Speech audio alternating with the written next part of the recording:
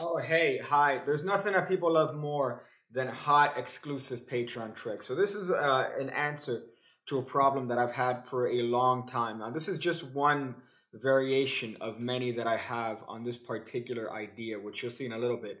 But this is one of my favorites because of how hands-off and how clean it is. So it's going to use a force that I already taught on the channel, but there's a couple good ideas here that I definitely think are worth value.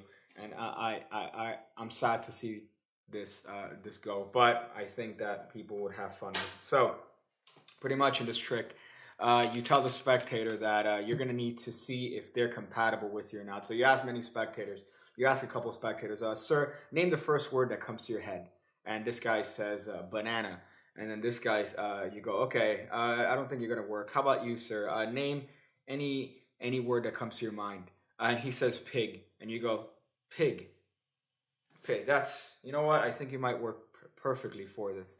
I'm going to see if I can make a prediction about a card you're going to pick here, sir. So you take the deck and you take a little marker the size of, and you make a little prediction here, here for the spectator. Of course, you don't want them to see this prediction, but pretty much you're just going to write a prediction as to what card they will pick here. So you tell the spectator that you don't want them to see it here, but you're going to put it and leave it in full view here for them to pretty much guard with their life. So you tell the spectator that in a moment they're going to put the cards behind their back.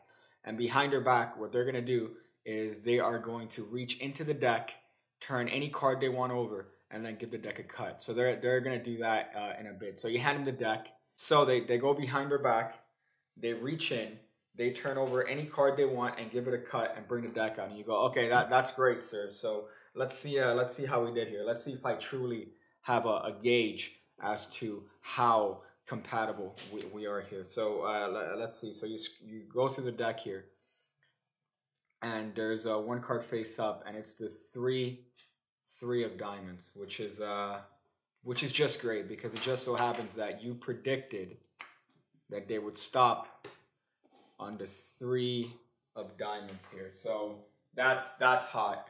And you go, sir, this trick wouldn't have worked with anybody else other than yourself, because I want you to remember you said a word here before we started. It just so happens that on the back of this 3 it says you will name pig. You will name pig. The cut. Double cut punch here. So this is I've had a problem for a long time in Magic. My any card at any number problem is pretty much the idea of doing an anything deck by Paul Harris without having the whole deck. So if you don't know what the trick is, pretty much you go through a little process with the spectator, and ultimately you're able to predict not only the card they pick, but the word that they would pick at random. So here, it's kind of one of my solutions to that. And the closest that this is pretty much very close to an idea by Jay Sankey called graffiti.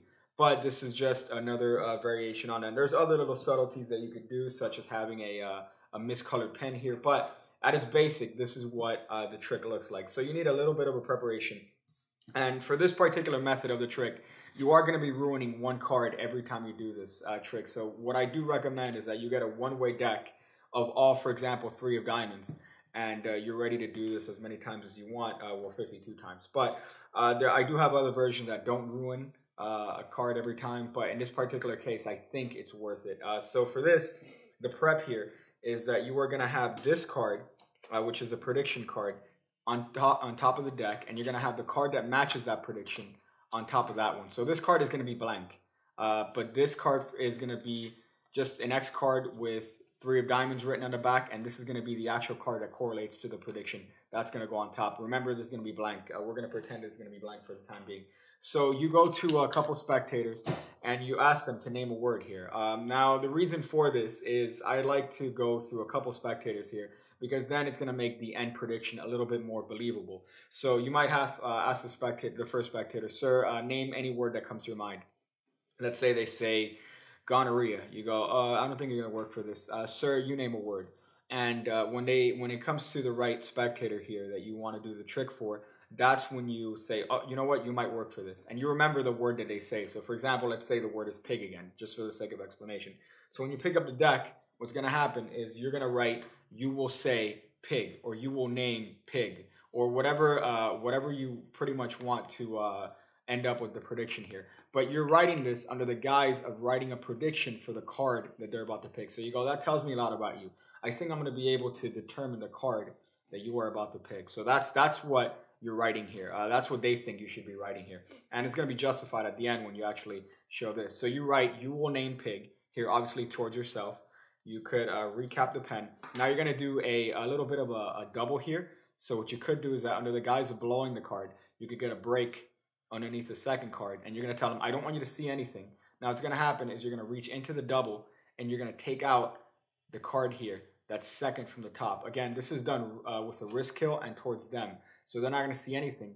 And especially because you tell them, I don't want you to see anything here. So your secretive actions here are very justified, as you say, I don't want you to see what I wrote on the back of there, but I'm going to keep that there for now.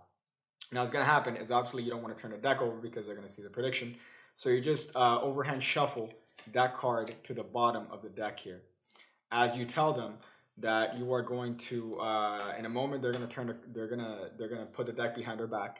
And what you do behind your back is you're pretty much going to prepare for the force that I taught on the channel, the cut force. So the way you prepare for that is that you're going to turn this card up, face up on the bottom, and then you're going to put one more card. So this card is going to go face up second from the bottom of the deck. So you're going to do this under the pretense of telling them that in a moment they're going to put the cards behind their back. And when you put the cards behind your back, you just do that and you're ready to go. So you bring them back out and you tell them, I want you to reach in anywhere you want in the deck, turn that card face up on top, and cut the deck. That's what you tell them to do. So they do this behind their back. They reach in.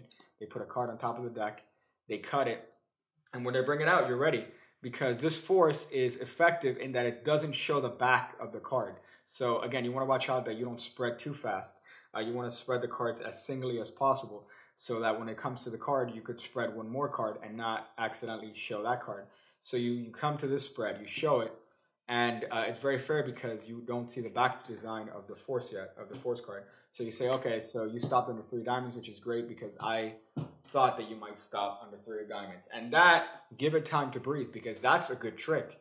They could have turned any card over behind their back, yet the card that they turned over matches the card that you, it's a great coincidence here. So stop, let that breathe. And when that moment's over, you have one more punch because then you could turn this card over and show that you managed to predict the word that they just named at random. So that is that's just one of my attempts to solve this anything deck plot. But I think this is a very clean way to do it because it's very hands-off as far as the selection of the card. The prediction is well justified here. So the double writing is justified in that you're writing the prediction for this card. So you're pretty much setting up you're setting up the prediction by having this card just already pre-made. So it's a great trick, and definitely give it a shot, even though you might be out of a card, but it's well worth it. So I hope you enjoy that. It's one of my babies. Thank you once again, fucking hitting them and killing the Patreon. So I appreciate that, and thank you.